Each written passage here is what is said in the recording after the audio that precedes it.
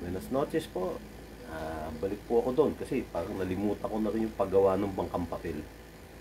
Ah, Kaya inulit-ulit ko po, nagawa ko ng isa. Titingnan ko kung kasi po sa recycling, importante rin ito. Para naman hindi nga po kumalat yung ating mga basura.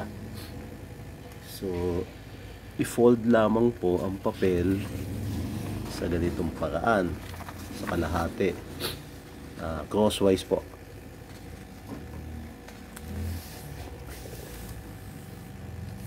Tapos po hanapin yung gitna sa pamamagitan ng pagfo-fold dito sa gitna. Tapos gumawa po ng slanting na fold magkabilang side po. Tapos po i-fold yung dalawang flaps. Fold po yung dalawang flaps sa ganitong paraan.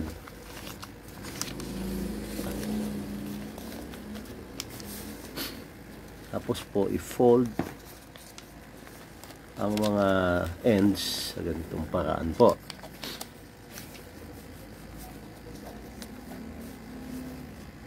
Tapos po ibuka ang ating papel sa ganitong paraan po.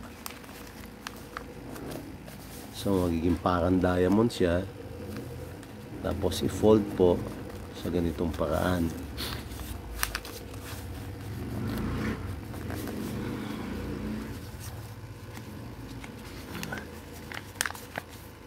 Ang mangyayari po, meron na tayong bangkang papel.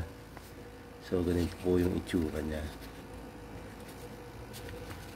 So simple man lang ho ito na laruan ng bata, pero siguro kung gagamitin natin yung mga scrap natin papel, nga po, makakabawas tayo doon sa basura. Yan po. Tsaka mabuti na rin po na may skill yung mga bata na gumawa din ng sarili nilang laruan.